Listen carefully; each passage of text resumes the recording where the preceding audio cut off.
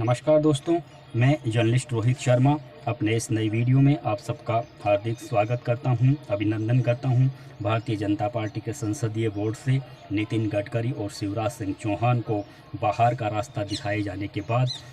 अब इस तरह की संभावनाएं बन रही हैं, कुछ इस तरह की परिस्थितियां बन रही हैं और ये साफ तौर पर कहा भी जा सकता है कि भारतीय जनता पार्टी ने वर्ष 2024 के लोकसभा चुनावों के साथ साथ 2024 के बाद जब लोकसभा चुनाव होंगे, यानी 2029 में जब लोकसभा चुनाव होंगे, उस समय नरेंद्र मोदी का उत्तराधिकारी कौन होगा, यानी भारतीय जनता पार्टी की ओर से जनता के बीच में किसे प्रधानमंत्री पद के रूप में प्रस्तुत किया जाएगा, इस विषय को लेकर इसकी तैयारियां भी वर्तमान में जो पार्टी के जो रणनीतिकार हैं उन्होंने अभी से शुरू कर दी है। और इसी परिप्रेक्ष्य में अब भाजपा के इस सबसे बड़े ताकतवर कमेटी को यानी संसदीय बोर्ड को सजाया जा रहा है। इसके प्रारूप को इस तरह से स्थापित किया जा रहा है, संसदीय बोर्ड में कुछ इस तरह से मेंबरों की नियुक्ति की जा रही है ताकि जब भविष्य में पार्टी के संगठन से जुड़े विषय को लेकर कोई चर्चा हो, यानी या फिर अगर आने वाले सालों में बहुत से राज्यों में विधानसभा चुनाव होने वाले हैं, उन चुनावों में पार्टी प्रत्याशी के चयन का मामला हो या पार्टी से जुड़े तमाम भी बड़े बड़े विषय हों, उन विषयों में आम सहमति बनाने में किसी भी तरह की कोई ज़्यादा माथाफोड़ी ना हो, कोई किसी भी तरह की मनमुटाव की स्थिति संसदीय बोर्ड की बैठक में ना बने या खींचतान की स्थिति पैदा ना हो। इन सारी स्थितियों को देखकर अब जो भाजपा की जो टॉप जो 2-3 लीडर हैं, जो जिनकी छाप है इस समय भारतीय जनता पार्टी में, निश्चित रूप से वे ये चाहते हैं कि आने वाले सालों में भी पार्टी से जुड़े तमाम विषयों को लेकर, तमाम तरह के निर्णयों को लेकर उनके काम में कोई ऐसा नेता टांग ना अड़ाए जिसकी वजह से उनका काम डिस्टर्ब हो। इसी सोच के साथ, इसी आइडिया के साथ भाजपा के इस संसदीय बोर्ड को सजाया जा रहा है और मेंबरों की नियुक्ति की जा रही है। इसमें कोई दो राय नहीं है कि 2014 के बाद में जिस तरह से भारतीय जनता पार्टी का देश में जनाधार बढ़ा है, जिस तरह से पार्टी का संगठन मजबूत हुआ है, वह काफ़ी उसे एक तरीके से चमत्कारी कहा जा सकता है, क्योंकि आज भारतीय जनता पार्टी जिस स्थिति में पहुंची है उसमें अमित शाह, नरेंद्र मोदी जैसे नेताओं का काफ़ी बड़ा हाथ रहा है। 2014 के लोकसभा चुनाव के बाद जब अमित शाह ने भारतीय जनता पार्टी के राष्ट्रीय अध्यक्ष पद के रूप में कामकाज संभाला था, उसके बाद में जिस तरह से पार्टी का संगठन काफ़ी मजबूत हुआ है और पार्टी का विस्तार तेज़ी से बढ़ा है, उसके बाद से ही अमित शाह और नरेंद्र मोदी, इन दोनों नेताओं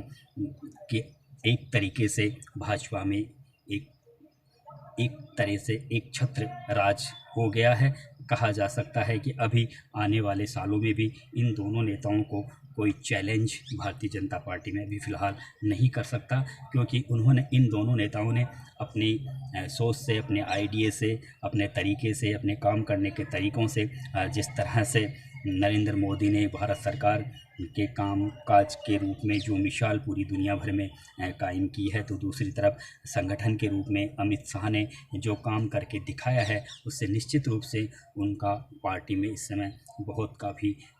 ज़बरदस्त वर्चस्व है। और अब ऐसा दिख रहा है कि नरेंद्र मोदी के बाद में अमित शाह को मोदी का उत्तराधिकार बनाए जाने के रास्ते को काफ़ी सुगम किया जा रहा है, काफ़ी आसान किया जा रहा है। यही वजह है कि नितिन गडकरी जैसे नेताओं को अब पार्टी के संसदीय बोर्ड से अलग कर दिया गया है, क्योंकि नितिन गडकरी एक ऐसे नेता हैं, काफ़ी तेज़ तर्रार नेता हैं, भाजपा के पूर्व में राष्ट्रीय अध्यक्ष रह चुके हैं और वे अपनी बात को बेखौफ होकर बोलते हैं। अगर भाजपा की भी कोई बड़ी मीटिंग होती है, किसी विषय को लेकर उन्हें कोई आपत्ति होती है या असहमति होती है, तो वे तुरंत बोल देते हैं बिना किसी संकोच के, बिना किसी भय के। तो ये जो टोका-टाकी वाली जो स्थिति है, जो खींचतान वाली स्थिति है, वे आगे पार्टी में ना बने। उस समय ख़ास तौर से जब नरेंद्र मोदी के उत्तराधिकारी का जब चयन किया जाए उस समय पार्टी में कोई खींचतान की स्थिति ना हो। तो उन सारी तथ्यों को अभी से ध्यान में रखा जा रहा है और भाजपा के संसदीय बोर्ड को कुछ इस तरह से स्थापित किया जा रहा है ताकि आने वाले दिनों में भाजपा को किसी भी तरह के निर्णय लेने में ज़्यादा दिक्कतों का सामना करना नहीं पड़े। आप सबको पता है कि शिवराज सिंह चौहान भी पार्टी के काफ़ी बड़े लीडर माने जाते हैं, काफ़ी लोकप्रिय हैं, जनता में भी लोकप्रिय हैं और भाजपा में भी लोकप्रिय हैं। वर्तमान में वे चौथी बार मध्य प्रदेश के शासन की बागडोर अपने हाथों में लिए हुए हैं और जब 2013 में जब प्रधानमंत्री नरेंद्र मोदी को पहली बार प्रधानमंत्री के रूप में प्रस्तुत करने के संदर्भ में जब पार्टी में विचार किया जा रहा था, उस समय नीतीश कुमार के साथ शिवराज सिंह चौहान के नाम की भी चर्चा हो रही थी पार्टी में, क्योंकि उस समय शिवराज सिंह चौहान भी मध्य प्रदेश में अपने मुख्यमंत्री पद के कामकाज को लेकर काफ़ी मशहूर हुए थे नीतीश कुमार की तरह। तो अब हालांकि बाद में नरेंद्र मोदी को प्रधानमंत्री पद के रूप में प्रस्तुत कर दिया गया, लेकिन अब जिस तरह से नितिन गडकरी और शिवराज सिंह चौहान इन दोनों ही नेताओं को भाजपा के संसदीय बोर्ड से हटाया गया है, उससे ये साफ जाहिर है कि आने वाले सालों में अब भारतीय जनता पार्टी इन दोनों बड़े नेताओं को लेकर ज़्यादा गंभीर नहीं है। हालांकि अभी वर्तमान में शिवराज सिंह चौहान मध्य प्रदेश के मुख्यमंत्री पद पर तैनात हैं, तो दूसरी तरफ नितिन गडकरी केंद्र सरकार में सड़क एवं परिवहन मंत्रालय उनके पास में है और सड़क एवं परिवहन मंत्रालय के कामकाज को लेकर नितिन गडकरी पूरे हिंदुस्तान भर में काफ़ी लोकप्रिय हुए हैं। देश की जनता उनके मंत्रालय के कामकाज को काफ़ी सराह रही है, लेकिन इसके बावजूद भी उन्हें जिस तरह से संसदीय बोर्ड से हटाया गया है, इन सारे तथ्यों को देखते हुए ऐसा दिख रहा है कि अब वर्तमान में जो भाजपा के रणनीतिकार हैं, उन्होंने नरेंद्र मोदी के उत्तराधिकारी के रूप में एक शख्स का नाम अपने दिमाग में फिट भी कर लिया है और वह शख्स आप सब जानते हैं कि इस समय नरेंद्र मोदी के बाद में भारतीय जनता पार्टी में अगर कोई बहुत बड़ी ताकत रखता है, बहुत बड़ी हैसियत रखता है, तो वह अमित शाह ही है। अमित शाह अब से नहीं बल्कि जब नरेंद्र मोदी गुजरात के मुख्यमंत्री थे तब से ही नरेंद्र मोदी और अमित शाह के बीच में बहुत ही अच्छे राजनीतिक संबंध बने हुए हैं। अमित शाह नरेंद्र मोदी के काफ़ी विश्वास पात्र नेता शुरू से ही रहे हैं। जब वे गुजरात के मुख्यमंत्री थे उस समय भी गृह मंत्रालय उन्होंने अमित शाह के हाथों में ही सौंपा था। गृह मंत्रालय एक ऐसा मंत्रालय होता है जो किसी भी सरकार में नंबर 2 का मंत्रालय होता है और उस मंत्रालय को मुख्यमंत्री अपने किसी सबसे खास नज़दीकी और विश्वास पात्र नेता को ही सौंपता है। तो आप अंदाज़ा लगा सकते हैं कि जब गुजरात में मुख्यमंत्री नरेंद्र मोदी मुख्यमंत्री थे और गृह मंत्री अमित शाह थे, तो उसी दौर से इन दोनों नेताओं के बीच बहुत ही अच्छे राजनीतिक संबंध थे। बाद में जब 2014 में नरेंद्र मोदी भारत के प्रधानमंत्री बन गए तो अमित शाह ने भी नरेंद्र मोदी के साथ साथ गुजरात छोड़कर दिल्ली की ओर कूच किया। दिल्ली में 2014 में वे भाजपा के राष्ट्रीय अध्यक्ष बन गए और 2014 के बाद में जिस तरह से भारतीय जनता पार्टी का विस्तार हुआ है, जिस तरह से भारतीय जनता पार्टी का संगठन मजबूत हुआ है, जिस तरह से भारतीय जनता पार्टी का जनाधार बढ़ा है, वह काफ़ी ऐतिहासिक रहा है, काफ़ी चौंकाने वाला रहा है। यही वजह है कि आज अमित शाह और नरेंद्र मोदी ये दोनों नेता भाजपा के काफ़ी कद्दावर नेता बन चुके हैं और इन दोनों नेताओं की हैसियत नंबर 1 और नंबर 2 पर बनी हुई है। तो इसमें कोई दो राय नहीं। अब नरेंद्र मोदी के उत्तराधिकारी के रूप में अगर किसी शख्स का चयन कर भी लिया गया है और वह शख्स अमित शाह ही है। और जब हालांकि 2024 में नरेंद्र मोदी को पीएम के पद के रूप में चुनाव लड़ने की घोषणा भारतीय जनता पार्टी की ओर से कर दी गई है। 2024 के चुनाव पीएम नरेंद्र मोदी के चेहरे के आधार पर ही लड़े जाएंगे। अगर 2024 में प्रधानमंत्री नरेंद्र मोदी एक बार फिर से देश के शासन की बागडोर अपने हाथ में लेते हैं तो फिर यह पूरी तरह से निश्चित है कि जब अगली बार यानी 2029 में जब लोकसभा चुनाव होंगे तो नरेंद्र मोदी खुद अपने आप ही पीछे हट जाएंगे, क्योंकि वे चौथी बार भारत का प्रधानमंत्री बनने के बारे में नहीं सोचेंगे और वे उसी नेता को इस अपना उत्तराधिकार बनाने के बारे में ज़्यादा गंभीर रहेंगे, जिस नेता ने उनका पूरा साथ दिया कठिन समय में, विपरीत समय में, और उनके साथ मिलकर पार्टी के लिए काफ़ी लंबी लड़ाई लड़ी। और इसमें कोई दो राय नहीं, अमित शाह ने कंधे से कंधा मिलाकर नरेंद्र मोदी का साथ दिया। नरेंद्र मोदी को पीएम पद तक पहुंचाने में अमित शाह का भी पूरा हाथ रहा, और यही वजह है कि अब दूसरे शासनकाल में जिस तरह से पहले राजनाथ सिंह के हाथों में गृह मंत्रालय था, लेकिन अमित शाह को फिर बाद में गृह मंत्रालय नरेंद्र मोदी की ओर से दे दिया गया। गृह मंत्रालय अपने हाथ में लेने के बाद में भी बहुत ही बड़े बड़े निर्णय अमित शाह की ओर से लिए गए, चाहे वे धारा 370 हटाने का मामला हो या फिर और बड़े बड़े मामले जो काफ़ी चौंकाने वाले हैं, काफ़ी ऐतिहासिक हैं। तो ये कुल मिलाकर ये कह सकते हैं कि अब एक तरीके से भारतीय जनता पार्टी के जो वर्तमान में जो रणनीतिकार हैं, उन्होंने अमित शाह को नरेंद्र मोदी का उत्तराधिकारी के रूप में एक तरीके से उनका नाम अपने दिमाग में सजा लिया है। और जब नरेंद्र मोदी के बाद में अमित शाह को ही प्रधानमंत्री के रूप में प्रस्तुत करके भारतीय जनता पार्टी जनता के बीच में जाने वाली है, और उसी आगे की प्लानिंग को साकार करने के लिए अभी से अमित शाह के रास्ते को आसान बनाने के लिए अगर उस रास्ते में कोई बड़ी अड़चनें आ रही है तो उन अड़चनों को दूर करने के लिए संसदीय बोर्ड के माध्यम से उस रास्ते को काफ़ी आसान बनाया जा रहा है। नितिन गडकरी और शिवराज सिंह चौहान को जिस तरह से अब बाहर का रास्ता दिखाया गया है, उस परिप्रेक्ष्य को राजनीतिक विश्लेषक यही मान रहे हैं कि आने वाले दिनों में अमित शाह को प्रधानमंत्री के रूप में प्रस्तुत करने के लिए अब संसदीय बोर्ड को कुछ इस तरह से स्थापित किया जा रहा है ताकि संसदीय बोर्ड में किसी भी विषय को लेकर ज़्यादा खिंचतान की स्थिति पैदा ना हो, ज़्यादा मनमुटाव की स्थिति ना हो। क्योंकि गडकरी एक ऐसे नेता हैं जो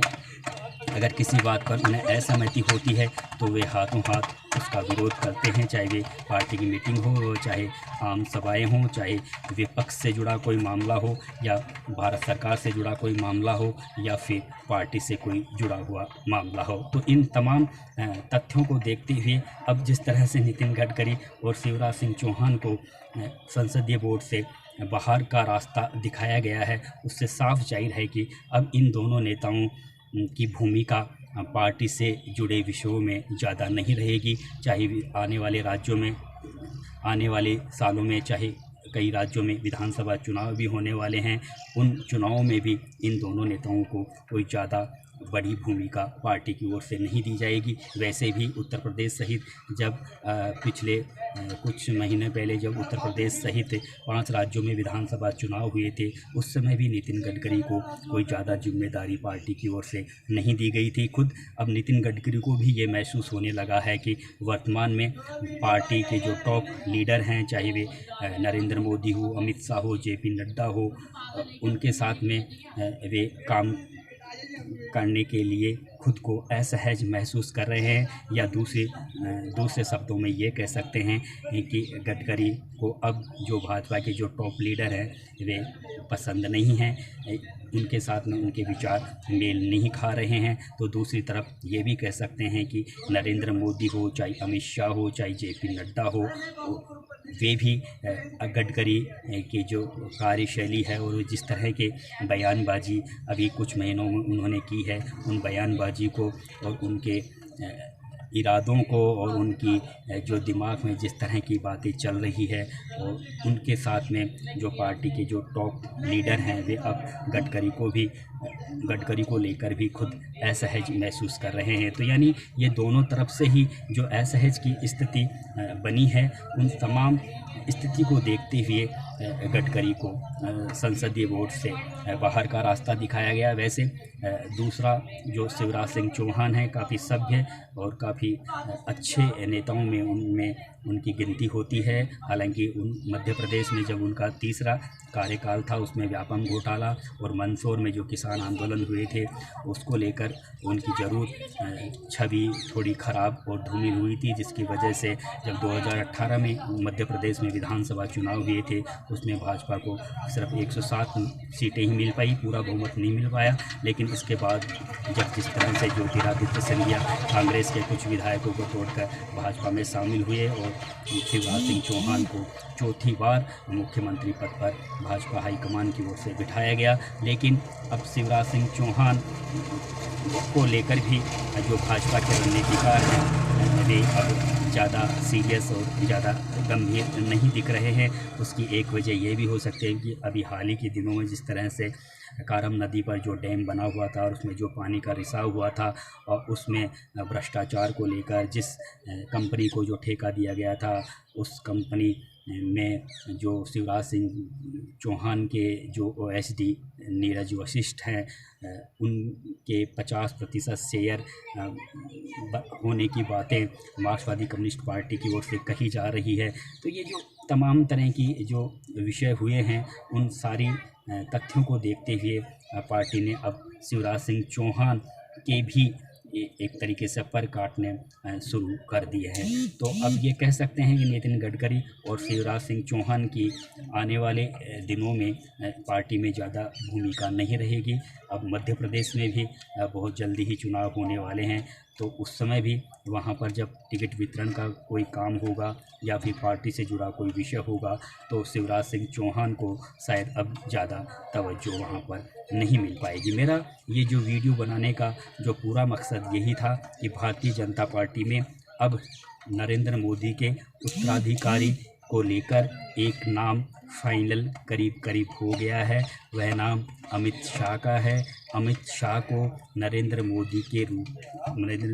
मोदी के उत्तराधिकारी के रूप में प्रस्तुत करने के लिए भाजपा में अभी से तैयारियां शुरू कर दी गई है और इन्हीं तैयारियों के परिप्रेक्ष्य में भाजपा के संसदीय बोर्ड को सजाया जा रहा है। भाजपा के संसदीय बोर्ड में मेंबरों की ऐसी नियुक्ति की जा रही है ताकि जब नरेंद्र मोदी के उत्तराधिकारी के विषय को लेकर जब कोई विषय संसदीय बोर्ड में आए तो उस समय किसी भी तरह की मनमुटाव की स्थिति बैठक में ना हो। कुछ इसी प्लानिंग के साथ में भाजपा अपना काम इस समय कर रही है। इसके अलावा भाजपा के जो रणनीतिकार हैं जिसे हम अमित शाह का नाम अमित शाह जो मुख्य भले ही JP नड्डा इस समय भाजपा के राष्ट्रीय अध्यक्ष हो लेकिन पार्टी के संगठन से जुड़े विषयों में अभी भी अमित शाह की काफ़ी अमिट छाप है, क्योंकि इसको बिल्कुल भी नज़रअंदाज नहीं किया जा सकता कि अमित शाह ने जिस तरह से पार्टी में बूथ स्तर से लेकर मंडल स्तर से लेकर जिला स्तर तक जिस तरह से पार्टी के संगठन को मजबूत करने के लिए उन्होंने नए नए तरीके अपनाए, उसी का परिणाम है कि आज भाजपा एक बहुत बड़ी पार्टी के रूप में स्थापित हो चुकी है। लोकसभा में भाजपा के बहुत बड़ी संख्या में सांसद चुन के गए हैं। देश में कई राज्यों में भाजपा की सरकारें बनी हैं। तो अमित शाह और नरेंद्र मोदी ये चाहते हैं कि उन्होंने जिस तरह से पार्टी के संगठन को मजबूत किया है, जिस सोच, जिस विचार, जिस आइडिया के साथ वे पार्टी को आगे निरंतर आगे लेकर जा रहे हैं, यह प्रक्रिया आगे भी चलती रहे। इस प्रक्रिया में कोई भी नेता उनके काम को बाधित ना करे, उनके काम में अड़चने पैदा ना करे। इस स्थिति को देखते हुए वे भाजपा के संसदीय बोर्ड को सजा रहे हैं, उसमें मेंबरों की नियुक्तियां कर रहे हैं। अभी जो संसदीय बोर्ड में जो मेंबरों जो नियुक्त किए गए हैं वे सभी अमित शाह और नरेंद्र मोदी के काफ़ी करीबी हैं। तो ये कह सकते हैं कि अब हालांकि 2024 में नरेंद्र मोदी को प्रधानमंत्री पद के रूप में प्रस्तुत करके भाजपा ने चुनाव लड़ने का ऐलान कर दिया है, लेकिन जब 2024 के बाद में जब लोकसभा चुनाव होंगे तो उस समय अमित शाह को ही प्रधानमंत्री पद के रूप में प्रस्तुत करके भारतीय जनता पार्टी की ओर से चुनाव लड़ा जाएगा। ये बिल्कुल क्लियर है, कन्फर्म है, इसमें कहीं भी कोई संशय वाली बात नहीं है, क्योंकि भारतीय जनता पार्टी के जो वर्तमान में जो रणनीतिकार हैं वे इसी दिशा में अपने काम को आगे बढ़ा रहे हैं और हो सकता है इस काम में उन्हें आने वाले सालों में सफलता भी मिल जाए। नमस्कार दोस्तों।